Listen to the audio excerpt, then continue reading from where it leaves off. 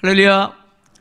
오늘 3부 예배에 오신 성도님들 환영하고 축복합니다. 우리 전우자로 보시면서 이렇게 인사합시다. 하나님 당신을 사랑하십니다. 네. 참 우리에게 위로가 되는 말이 하나님이 당신을 사랑하십니다 라는 말인 것 같아요. 들어도 질리지 않는 그런 말인 것 같아요. 또 아울러서 참 우리가 들을 때 위로가 되는 말이 있어요. 예수님 다시 오십니다. 예수님 다시 오십니다. 우리 주님 다시 오세요. 이 말이 참 위로가 됩니다. 오늘 본문의 내용이 그런 내용입니다.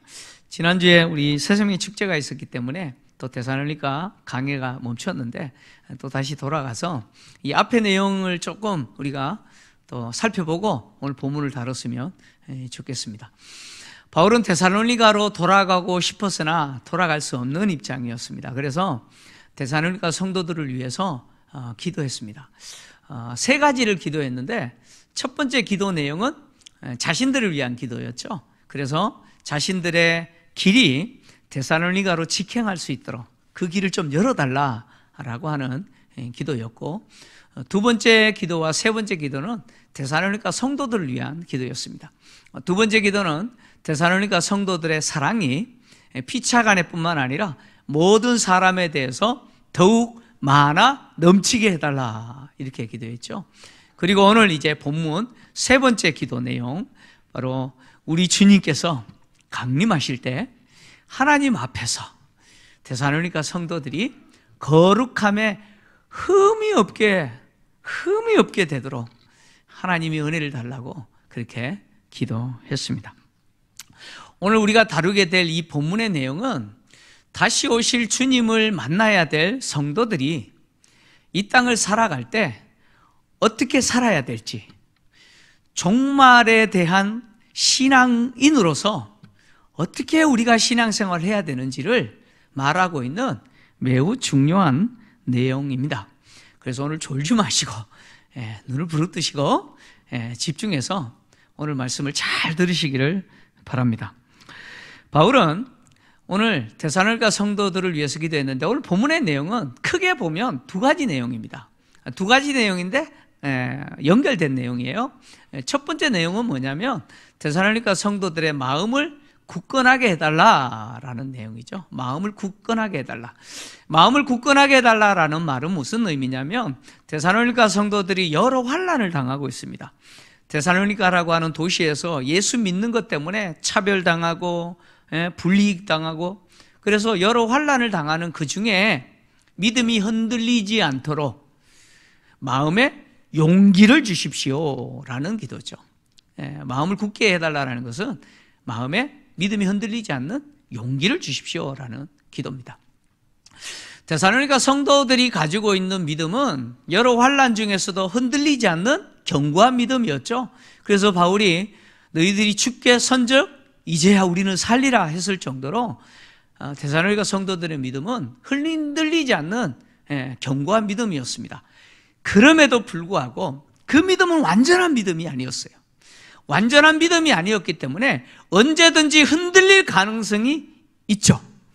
그래서 바울은 데살로니가로 빨리 돌아가서 그 믿음의 부족한 부분을 보충해 주기를 원했지 않습니까? 그래서 데살로니가 성도들이 비록 견고한 믿음을 갖고 있지만 여전히 부족한 믿음이죠. 불안한 믿음입니다. 흔들릴 수 있는 믿음이죠. 그래서 그 믿음이 흔들리지 않도록 마음을 굳건하게 해달라, 용기를 갖게 해달라고 기도한 것이죠. 믿음에 대해서 우리가 가질 수 있는 교만이 있어요. 믿음과 관련해서 우리가 가질 수 있는 교만이 있는데 빠질 수 있는 교만이에요. 그 교만이 뭐냐? 나는 절대 안 흔들린다라고 하는 교만이죠. 나는 믿음에서 절대로 안 흔들린다, 이런 생각이 사실은 교만입니다. 교만이에요. 왜냐하면 우리의 확신과는 다르게 우리가 위기를 만나거나 어려움을 만날 때 너무나 쉽게 우리의 믿음이 흔들리는 것을 경험하지 않습니까? 저도 마찬가지예요. 목사라고 뭐 다르겠습니까? 우리는 늘 믿음이 흔들릴 가능성이 있는 사람이죠. 그래서 누가 필요하냐? 바울과 같은 사람이 필요한 거죠. 바울과 같이 흔들릴 가능성이 있는 데살로니가 성도들의 그 믿음이 흔들리지 않도록 견고하게 붙잡아 줄 수 있는, 위로하고 격려하고 세워줄 수 있는 사람 뿐만 아니라 위기 가운데 있는, 환난 가운데 있는 성도들을 위해서 기도해 줄 수 있는 사람이 필요한 거죠. 인생의 위기를 만나서 믿음이 흔들릴 그런 환경에 있을 때 누군가가 나에게 위로하고 격려하고 나를 붙잡아주고 심지어 나를 위해서 기도해주면 그 위기 순간이지만 내가 견딜 수 있고 이길 수 있지 않습니까? 그러나 내가 그 위기 가운데 있는데, 그래서 믿음이 흔들릴 가능성이 있는데 나를 도와주거나 위로해주거나 격려해줄 사람도 없고 심지어 나를 위해서 기도해줄 사람이 없다면 그 사람은 믿음에서 무너지는 거죠. 흔들리는 정도가 아니고 믿음에서 무너져 버리는 거예요. 그래서 교회 안에서 일어나는 성도의 교제는 이런 역할을 합니다. 성도의 교제를 통해서 믿음이 연약하고 때로는 흔들리는 성도들을 격려하고 위로하고 그들로 하여금 믿음에서 무너지지 않도록 붙잡아주고 또 그들로 하여금 견디고 그 위기에서 이길 수 있도록 기도해주는 역할이 이 성도의 교제를 통해서 일어나는 것이죠. 그래서 성도의 교제가 얼마나 중요한지 몰라요. 너무너무 중요합니다. 그래서 교회 안에서 이 성도의 교제는 언제 일어나느냐? 바로 소그룹을 통해서 일어납니다. 구역 모임을 통해서 이런 교제가 일어나요. 그래서 우리 교회도 마찬가지예요. 구역 식구들 가운데 위기를 만나면 그 구역 식구들이 함께 어떻게 해요? 막 위로도 하고 격려도 하고 그분이 무너지지 않도록 붙잡아주고 또 그분을 위해서 어떻게 해요? 합심해서 함께 기도하고 이렇게 돕는 거예요. 코로나 중에 교회가 무너지지 않고 건강하게 버티고 있는 교회들은 어떤 교회냐? 이렇게 소그룹이 잘 모이는 교회예요. 국가가 방역 지침으로 모이지 마라. 그래서 못 모이지만 현장에서는 못 모이지만 어떻게 모여요? 줌이나 라인이나 구글 미트나 이런 온라인 방식으로 서로 모여가지고 서로 기도 제목을 나누고 인생의 고민도 나누고 신앙의 고민도 나누고 그래서 서로 위로하고 격려하고 또 함께 기도하고 이런 교회는 아무리 코로나가 우리를 힘들게 했지만 그 교회는 여전히 견고하게 써 있는 거예요. 그 교회는 흔들리지 않아요. 흔들리지 않아요. 그래서 건강한 교회를 측정하는 여러 요소 가운데 한 가지가 뭐냐? 소그룹이에요. 얼마나 소그룹이 잘 모이느냐? 소그룹이 잘 모이는 교회가 이렇게 모이는 것이 힘든 시대에 교회로 하여금 건강하게 만들고 교회로 하여금 견디게 만들더라는 거예요. 그래서 우리 교회가 이 구역 모임이 빨리 활성화돼야 돼요. 여러분 구역 모임 가셔야 돼요. 여러분 혼자 신앙생활 하는 분들 참 위험합니다. 진짜 위험해요. 그냥 아무 일 없을 때는 괜찮아요. 뭐 혼자 신앙생활 하더라도 별일 없으니까 괜찮아요. 근데 별일 없는 그런 환경이 늘 있는 게 아니잖아요. 반드시 위기를 만나게 됩니다. 근데 그 위기에 내가 위기에 빠졌을 때 누군가 나를 도와줄 수 있는 사람이 있어야 되잖아요. 그죠?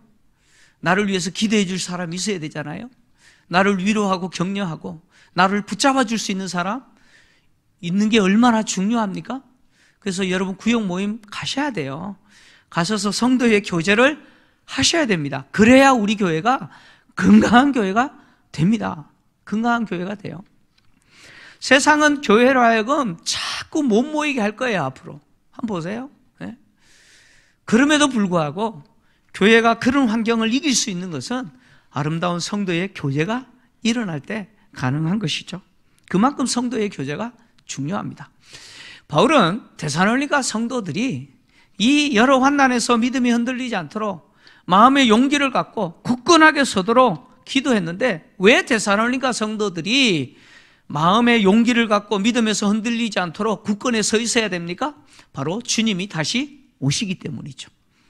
주님이 다시 오시기 때문에. 다시 오실 주님을 만나야 되기 때문이죠. 다시 오실 주님을 만날 때 그 주님 앞에 거룩함에 흠이 없어야 된다는 거죠. 데살로니가 성도들은 바울을 통해서 우리를 위해서 죽으신 그 예수님이 3일 만에 부활하셨고, 그 부활하신 예수님이 하나님 우편에 승천하셨고, 승천하신 그 예수님이 다시 오십니다. 예수님이 다시 재림하십니다. 예수님의 강림에 대해서 배웠어요. 이미 배웠어요. 그리고 그 배운 것을 데살로니가 성도들은 버리지 않고 주님이 다시 오심을 믿고 다시 오실 주님을 기다리는 삶을 살았습니다. 그 내용이 데살로니가 전서 1장 10절인데 성도님들 한번 같이 읽겠습니다. 같이 읽겠습니다. 시작. 또 죽은 자들 가운데서 다시 살리신 그의 아들이 하늘로부터 강림하실 것을 너희가 어떻게 기다리는지를 말하니 이는 장래에 노하시면서 우리를 건지시는 예수시니라. 아멘. 바울이 데살로니가 성도들의 믿음에 대한 소문을 들었는데 그 소문 가운데 한 가지가 뭐냐면 하나님이 죽은 자 가운데서 다시 살리신 그 하나님의 아들 예수 그리스도예요. 그분이 하늘로부터 다시 강림하신다, 다시 오신다는 사실을 데살로니가 성도들이 믿었을 뿐만 아니라 그분을 기다리고 있었더라는 거예요. 어떻게 기다리는지 그 기다림에 대한 소문을 들었다는 거예요. 바울은 하늘로부터 다시 강림하시는 그 예수님이 누구시냐? 바로 장래의 진노에서 우리를 건져주시는 분, 우리를 건져주시는 분이라는 거예요. 장래의 노하심이라는 표현이 등장하는데 이 장래의 노하심이라는 말은 하나님의 심판을 이야기합니다. 그러니까 예수님이 다시 오시는 그날은 하나님의 심판이 예수님을 통해서 시행된다, 그런 이야기죠. 하나님이 세상을 심판하는 그 심판 중에 예수님은 누구시냐? 우리를 건져주시는 분, 우리를 구원해 주시는 분이라는 거예요. 바울은 오늘 본문에서 이렇게 예수님이 다시 오시는데 모든 성도와 함께 오신다 이렇게 표현했어요. 우리 주께서 모든 성도와 함께 강림하실 때라고 표현했잖아요. 주님 오실 때 모든 성도와 함께 오신다라는 이 표현은 무슨 뜻이냐면 주님이 재림하실 때 모든 성도는 주님을 만나게 된다, 그런 이야기입니다. 이 내용은 이제 데살로니가전서 4장에 가면 바울이 이야기할 거예요. 하나님의 나팔소리와 천사들과 함께 주님이 공중에서 강림하실 때, 재림하실 때 모든 성도는 주님을 만나게 될 거예요. 근데 순서가 있어요. 순서가 있습니다. 제일 먼저 예수 믿고 잠자는 성도들, 예수 믿고 죽은 성도들이 부활할 거예요. 부활의 몸으로 부활하여서 그 영혼이 그 부활의 몸과 다시 만나게 되고, 그래서 재림하시는 주님을 제일 먼저 만나게 될 거예요. 그리고 나서 우리 살아있는 성도도 이 썩을 몸이 썩지 않을 몸, 부활의 몸으로 변형되어지고 공중에서 주님을 만나게 될 거예요. 그 내용이 이제 4장에 가면 있어요.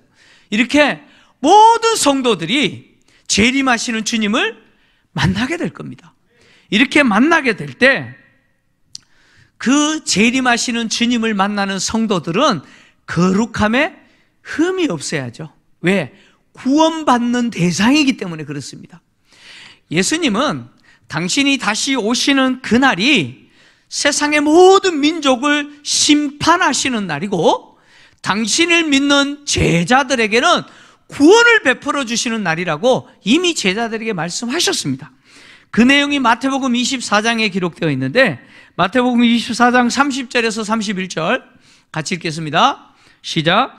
그때에 인자의 징조가 하늘에서 보이겠고 그때에 땅의 모든 족속들이 통곡하며 그들이 인자가 구름을 타고 능력과 큰 영광으로 오는 것을 보리라. 그가 큰 나팔 소리와 함께 천사들을 보내리니 그들이 그의 택하신 자들을 하늘 이 끝에서 저 끝까지 사방에서 모으리라. 아멘.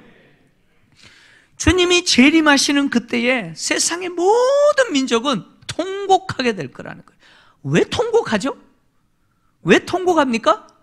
그들은 주님을 거절했어요. 예수님을 인정하지 않았어요. 예수님을 받아들이지 않았습니다. 그런데 그 예수님이 재림하시는 거예요. 그 예수님이 다시 오시는데 능력과 큰 영광 중에 오시는 거예요. 그 예수님의 오심을 보고 예수를 거절했던 자들이 통곡하게 되는 거죠. 그때에 주님은 천사들을 보내셔서 하늘 끝에서 저 끝까지 누구를 부르세요? 택하신 자들, 당신을 영접한 하나님의 자녀들, 성도들을 부르실 거라고 이야기합니다. 마태복음 25장 31절에서 33절, 예수님은 당신이 재림하실 때 또 이런 일이 있을 거라고 말씀하십니다. 한번 같이 읽겠습니다. 시작. 인자가 자기 영광으로 모든 천사와 함께 올 때에 자기 영광의 보호자에 앉으리니 모든 민족을 그 앞에 모으고 각각 구분하기를 목자가 양과 염소를 구분하는 것 같이 하여 양은 그 오른편에 염소는 왼편에 두리라. 아멘. 인자 되신 예수 그리스도께서 다시 재림하실 때 모든 천사와 함께 영광 중에 어디에 앉으시냐? 보호자에 앉으실 거다. 이 보호자는 바로 심판의 보호자죠. 심판의 보호자에 앉으셔서 모든 민족을 당신 앞에 세우실 것이고, 이제 양과 염소를 구분하듯이 당신의 자녀들과 불신자들을 마치 홍해를 가르시듯이 쫙 구분하실 거예요. 그래서 당신을 영접하고 당신을 따르는 제자들, 예수 믿는 성도들을 의인으로 양을 구분하듯이 오른편에 세우실 것이고, 예수를 부정하고 거부한 자들, 염소를 구분하듯이 왼편에 세우실 거예요. 주님이 재림하시는 날은 바로 하나님의 심판이 시행되는 날이에요. 그렇게 심판이 시행될 때 성도는 구원의 대상들이죠. 하나님이 베풀어 주신 그 구원의 은혜를 듣는 자들입니다. 그래서 구원받는 자로서 우리는 거룩함에 무엇이 없어야 돼요? 흠이 없는 자여야 합니다. 그래서 바울이 흠이 없는 자, 거룩함에 흠이 없는 자가 되도록 기도한 것이죠. 이 거룩함, 흠이 없는 이런 표현들은 데살로니가 성도들은 누구를 통해서 이미 아느냐? 바울과 그 일행들을 통해서 이미 아는 표현이에요. 그러니까 어떻게 살고 어떤 모습이 거룩한 모습이고 흠이 없는 모습인지 바울과 선교사들이 데살로니가 성도들에게 이미 보여주었어요. 그 내용이 데살로니가전서 2장 10절인데 같이 한번 읽겠습니다. 시작. 우리가 너희 믿는 자들을 향하여 어떻게 거룩하고 옳고 흠 없이 행하였는지에 대하여 너희가 증인이요 하나님도 그러하시도다. 아멘. 바울이 데살로니가 성도들을 향해서 재림하시는 주님 앞에서 거룩함에 흠이 없기를 원한다고, 하나님이 그렇게 거룩하고 흠이 없는 자가 되게 해달라고 기도했는데, 그 모습은 누구의 모습입니까? 바울과 선교사들이 데살로니가 성도들에게 보여준 모습이죠. 이 흠이 없다라고 하는 이 말은 당시 헬라 세계에서, 그리스 로마 세계에서 사람들은 어떤 의미로 이해했느냐면, 어떤 특출한 능력을 가진 사람, 어떤 특출한 장점을 가진 사람을 흠 없다 이렇게 표현했어요. 그리고 또 어떤 사람을 흠이 없다라고 표현했냐면, 데살로니가라고 하는 도시에서 시민으로 살아갈 때 시민의식이 있잖아요. 근데 그 시민의식이 그냥 보통 시민의식이 아니라 비범한 시민의식을 가진 사람을 일컬어서 흠이 없다 이렇게 표현했어요. 그러니까 도덕과 윤리적으로 깨끗하다 그런 이야기가 아니고, 뭔가 특출한 장점을 갖고 있거나 시민의식을 가졌는데 비범한 시민의식을 가진 사람들을 이렇게 표현한 거예요. 그러니까 바울이 당시 헬라 세계에서 사람들이 이해하는 이 단어를 사용한 것은 동일하죠. 성도는 하나님 나라 시민이잖아요. 그죠? 하나님 나라 시민으로 하나님의 자녀로 사는 사람이에요. 그러니까 하나님의 자녀로, 하나님 나라 시민으로 살아갈 때 어떻게 살라는 거예요? 대충 살라는 게 아니고 비범하게 살아라, 특별하게 살아라, 그 이야기 하는 거죠. 특히 이 단어를 어떻게 연결했느냐? 거룩함에 흠이 없기를 원한다고 그랬죠. 거룩함. 이 거룩함이라고 하는 단어는 그리스 헬라 세계에서는 잘 쓰지 않는 단어입니다. 그러니까 무슨 뜻이냐면 그리스 헬라 사람들은 거룩한 그러면 무슨 뜻인지 잘 몰라요. 잘 쓰지 않는 단어인데. 근데 이렇게 쓰지 않는 단어를 왜 바울이 사용했느냐? 바울은 이 단어를 구약 성경적 의미에서 사용한 거예요. 구약 성경에서 거룩함이라는 단어는 구별됨이라는 뜻입니다. 구별된다 그런 뜻이죠. 하나님이 애굽에서 종살이하던 이스라엘 백성들을 건져내시고 시내산에서 그들과 언약을 맺으시고 그들을 하나님의 백성 만드셨잖아요. 너희들은 지금부터 내 백성이다, 하나님의 백성이다 라고 말씀하시면서 거룩한 백성이라고 이야기했어요. 이 말은 다른 이방 민족과 구별된다 그런 뜻이죠. 출애굽기 19장 5절에서 6절인데요. 자, 한번 같이 읽겠습니다. 시작. 세계가 다 내게 속하였나니 너희가 내 말을 잘 듣고 내 언약을 지키면 너희는 모든 민족 중에서 내 소유가 되겠고 너희가 내게 대하여 제사장 나라가 되며 거룩한 백성이 되리라. 너는 이 말을 이스라엘 자손에게 전할지니라. 아멘. 하나님이 이스라엘 백성들을 거룩한 백성이라고 부르신 것은 그들이 뭐 죄 안 짓는 삶을 산다 그런 이야기가 아니고 세상의 모든 민족 중에서 그 민족들도 다 하나님께 속해 있지만 하나님이 이스라엘 백성들을 특별히 구별했다는 거예요. 구별해서 하나님의 소유, 하나님의 백성 되게 만들었다는 거예요. 그래서 너희들은 세상의 다른 민족과 구별된 거룩한 백성이다, 구별된 백성이다 그런 의미죠. 그래서 이스라엘 백성들은 구별된 백성이기 때문에 세상의 모든 민족들이 살아가는 방식으로 살면 안 돼요. 세상 모든 민족들이 살아가는 방식을 거부하고 그들은 누구를 닮아야 돼요? 하나님을 닮아야 돼요. 그래서 하나님은 이스라엘 백성들을 거룩한 백성이라고 말씀하시고 나 여호와가 거룩하니 너희도 거룩해라 라고 말씀하시죠. 레위기 11장 44절에서 45절인데 또 같이 읽겠습니다. 시작. 나는 여호와 너희의 하나님이라. 내가 거룩하니 너희도 몸을 구별하여 거룩하게 하고 땅에 기는 길짐승으로 말미암아 스스로 더럽히지 말라. 나는 너희 하나님이 되려고 너희를 애굽 땅에서 인도하여 낸 여호와라. 내가 거룩하니 너희도 거룩할지어다. 아멘. 이스라엘 백성들은 하나님이 특별하게 구분하여 하나님의 백성으로, 거룩한 백성으로 만드셨기 때문에 이스라엘 백성들은 세상의 모든 민족이 사는 방식으로 살면 안 돼요. 심지어 먹는 것도 그들과 똑같이 먹으면 안 돼요. 그래서 하나님이 율법을 통해서 어떻게 살아야 되는지 이야기하면서 먹는 것까지도 어떻게 했어요? 구분했죠. 구분했어요.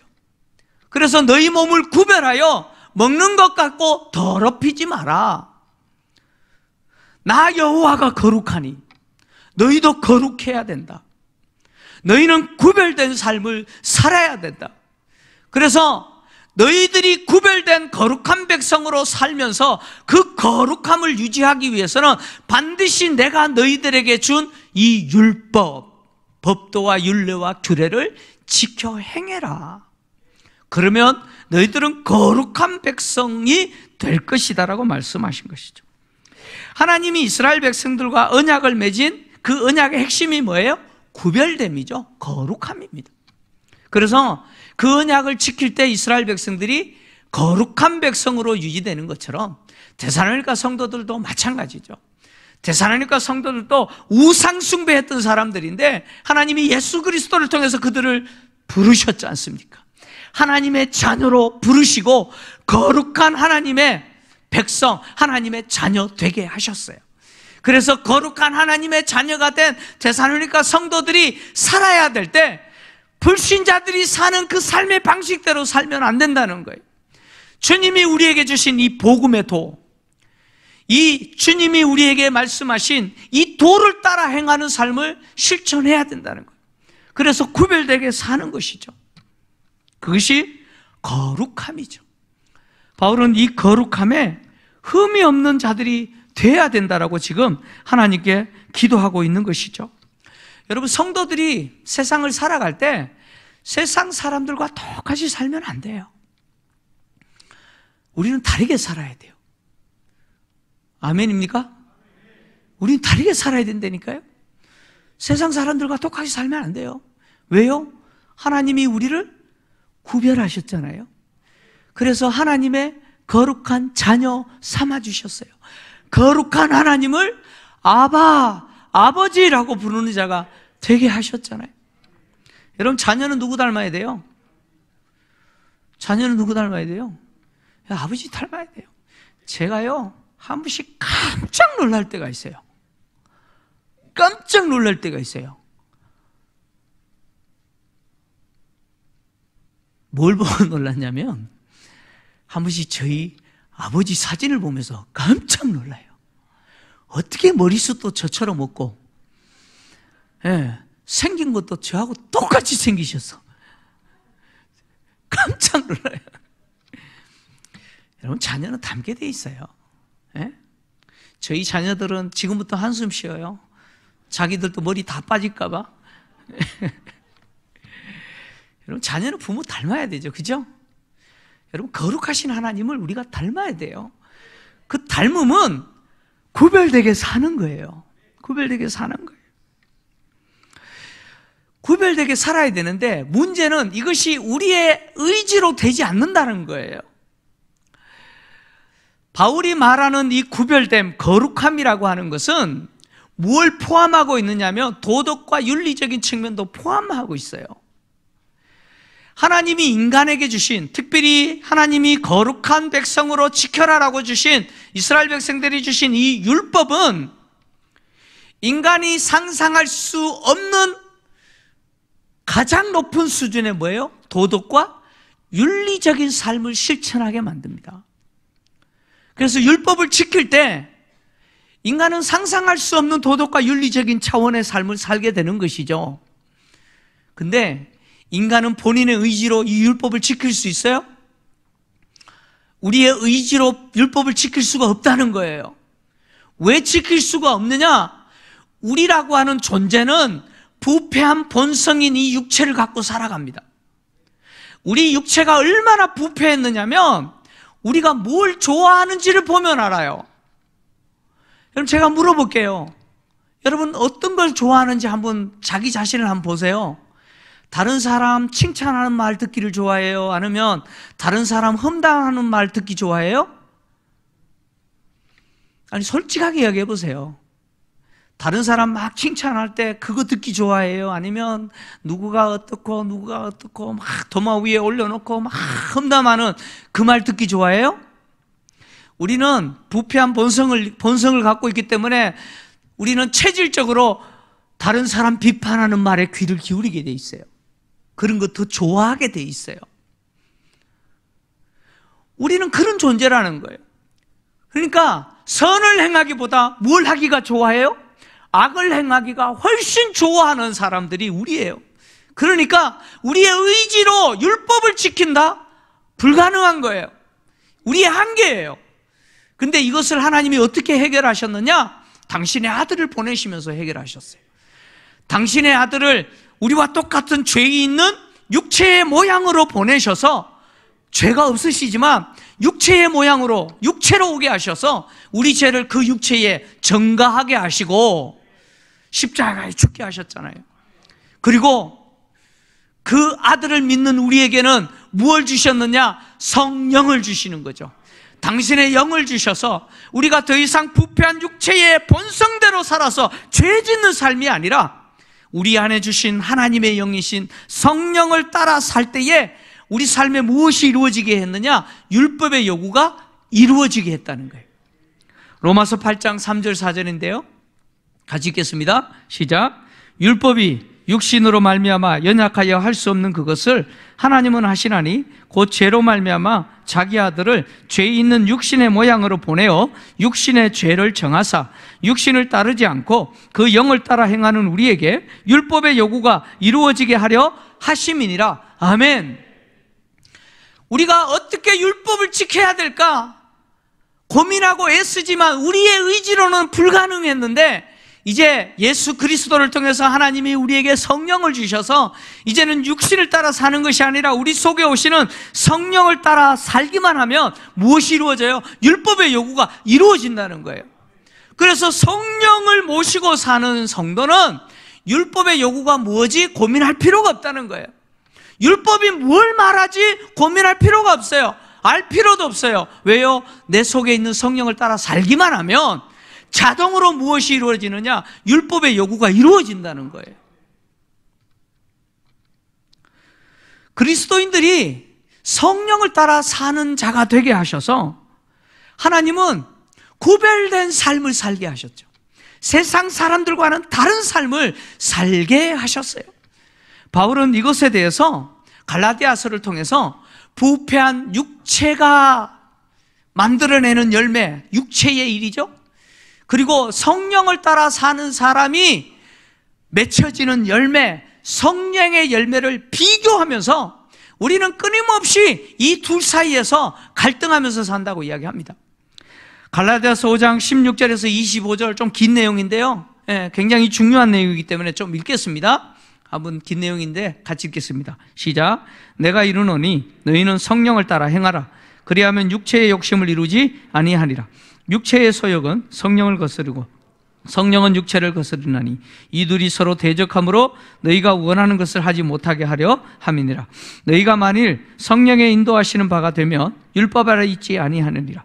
육체의 일은 분명하니 곧 음행과 더러운 것과 호색과 우상숭배와 주술과 원수 맺는 것과 분쟁과 시기와 분냄과 당짓는 것과 분열함과 이단과 투기와 술취함과 방탕함과 또 그와 같은 것들이라. 전에 너희에게 경계한 것 같이 경계하노니 이런 일을 하는 자들은 하나님의 나라를 유업으로 받지 못할 것이요 오직 성령의 열매는 사랑과 희락과 화평과 오래 참음과 자비와 양성과 충성과 온유와 절제니 이 같은 것을 금지할 법이 없느니라. 그리스도 예수의 사람들은 육체와 함께 그 정욕과 탐심을 십자가에 못 박았느니라. 만일 우리가 성령으로 살면 또한 성령으로 행할지니. 아멘.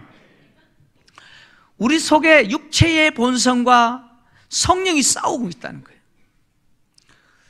우리는 이 둘 사이에 선택해야 된다는 거예요. 육체의 본성대로 살면 음행부터 시작해서 그 육체의 일이 열매가 맺힐 거예요. 그러나 성도는 그 육체의 본성대로 사는 자가 아니라 성령을 따라 사는 자. 그래서 우리 삶에 무엇이 맺혀져요? 성령의 열매가 맺혀지는 자라는 거예요. 그래서 하나님의 아들들은 누구냐? 여러분, 누가 하나님의 아들들입니까? 누가 하나님의 자녀예요? 그 답이 로마서 8장 14절이에요. 여러분 자세히 보세요. 굉장히 중요한 구절입니다. 로마서 8장 14절. 누가 하나님의 자녀인지 보세요. 같이 읽겠습니다. 시작. 무릇 하나님의 영으로 인도함을 받는 사람은 곧 하나님의 아들이라. 아멘. 누가 하나님의 아들이에요? 바로 하나님의 영으로 인도함을 받는 사람. 그 사람이 하나님의 아들이에요. 나 하나님의 아들입니다 라고 말했는데 뒤를 돌아보니까 음행과 더러움과 호색과 우상숭배와 분냄과 술취함과 투기와 뭐 이런 열매들이 흔적이 가득해요. 하나님의 자녀입니까? 아닙니까? 성령의 인도함을 안 받는 거예요. 성령은 이렇게 해야 된다라고 말씀하시는데 나 싫어요. 나 그거 안 해요. 나 이거 할 거예요. 내가 원하는 거 할 거예요. 그럼 그렇게 해서 하는 거예요. 그렇게 사는 사람은 하나님의 자녀가 아니라는 거예요. 하나님의 자녀는 누구냐? 성령이 이렇게 하라면 예, 그렇게 하겠습니다. 성령이 이쪽으로 인도하시면 네, 그렇게 가겠습니다. 순종하면서 인도함을 받는 그 사람이 하나님의 자녀라는 거예요. 그래서 그 사람이 뒤를 돌아보면 뭐가 가득해요? 성령의 열매가 가득하게 흔적으로 남아있더라는 거예요. 그 사람이 하나님의 자녀라는 거죠. 거룩함에 흠이 없는 자라고 하는 것은 바로 이런 삶을 사는 것이죠. 도덕과 윤리적인 측면에 있어서도 사람들이 생각할 수 있는 그 수준 정도가 아니에요. 그 이상의 수준으로 살아가는 자죠. 여러분, 세상에서 가장 도덕적인 사람, 가장 높은 윤리적인 차원을 산 사람 누구입니까? 누구예요? 자, 다시 물어보겠습니다.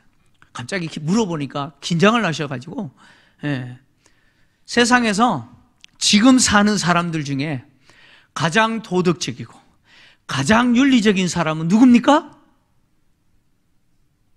따라합니다. 나. 왜 말을 안 하십니까? 따라서 하세요. 나. 왜 저와 여러분이에요? 우린 누구를 따라서 하는 사람이에요? 성령을 따라서 하는 사람이에요. 내 속에 거하시는 성령을 따라서 하는 사람이에요. 내가 성령을 따라 살면 무엇이 이루어져요? 율법의 요구가 이루어진다 그랬잖아요. 성령의 열매들이 가득 맺혀진다고 했잖아요. 육체의 열매들이 없다고 이야기하잖아요. 그 부패한 육체의 본성, 그 죄악들이 없어진다고 이야기하잖아요. 여러분, 세상에서 완전한 도덕적인, 완전한 윤리적인 삶을 사신 분이 누구예요? 예수 그리스도입니다. 예수님이세요. 예수님만이 세상에 그 어떤 인간도 살지 못했던 완전한 도덕적이고 완전한 윤리적인 삶을 사신 거예요. 근데 그 예수님을 우리가 닮고 있잖아요. 우리가 그 예수님을 닮아가잖아요. 세상의 모든 사람들은 주님이 재림하실 때 하나님의 그 보좌 앞에 다 서야 돼요. 데살로니가 성도들뿐만 아니라 저와 여러분들도 하나님의 보좌 앞에 서야 돼요. 근데 그 하나님의 보좌 앞에 서 있는 우리는 구원의 대상이죠. 구원의 대상이에요. 바로 오늘 본문에서 우리가 하나님 앞에 서야 된다는 표현을 하나님 앞에서라는 표현으로 지금 말하고 있잖아요. 하나님 앞에서 거룩함에 흠이 없어야 된다고 이야기하지 않습니까? 그래서 세상의 모든 민족을 심판하시는 그 하나님 앞에 서 있는 우리에게 있어서 그 하나님은 누구시냐? 바울은 심판하시는 분이 아니라 우리 아버지라고 표현했어요. 세상을 심판하시는 그 하나님이 저와 여러분에게 있어서는 우리 아버지예요. 우리 아버지라는 말은 뭡니까? 그 세상을 심판하시는 그 예수님이 우리에게 있어서는 누구라는 거예요? 심판하시는 분이 아니라는 거예요. 우리에게는 무엇을 베풀어 주시는 분이에요? 구원을 베풀어 주시는 분이라는 거예요. 그래서 그 구원받는 자로서 우리는 거룩함에 흠이 없어야 돼요. 근데 이 거룩함에 흠이 없어야 되는데 이게 우리 노력만으로 되느냐? 만약에 그랬으면 바울이 굳이 기도 안 했을 거예요. 바울이 기도한 이유는 뭐냐면 우리의 노력만으로 되지 않기 때문이에요. 우리가 노력해야 되죠. 그러나 하나님이 은혜를 주셔야 돼요. 하나님이 주님 오실 때까지 우리로 하여금 그 거룩함에 흠이 없도록 지켜주셔야 되는 거예요. 그래서 바울이 기도한 거예요. 우리는 언젠가는 주님 앞에 서게 될 겁니다. 주님 앞에 섰을 때 세상을 심판하시는 그 보호자에 앉으신 주님 앞에서 우리가 거룩함에 흠이 없는 자가 되어서 구원의 영광을 누리기를 간절히 원합니다. 여러분, 내가 어떻게 거룩함에 흠이 없는 자가 될까 고민하지 마십시오. 하나님이 여러분들에게 은혜를 주셔서 반드시 그렇게 하실 거예요. 하나님 절대 포기하지 않으실 겁니다. 여러분들을 포기하지 않으실 거예요. 하나님이 여러분들을 덜덜 볶으셔가지고 너 이렇게 살아야 돼. 너 그렇게 살면 안 돼. 계속 말씀하실 거예요. 그래서 여러분들 속에 거하시는 성령이 여러분들을 하여금 거룩함에 흠이 없게 하실 거예요. 그래서 그날에 주님 오시는 그날에 그 구원의 영광, 그 찬란한 영광을 소유하는 자들이 되게 하실 겁니다. 오늘 이 말씀을 듣는 저와 여러분이 거룩함이 없는 자들이 되어서 재림하시는 주님 앞에 구원의 은혜를 누리는 복된 자들이 되시기를 주의 이름으로 축원합니다.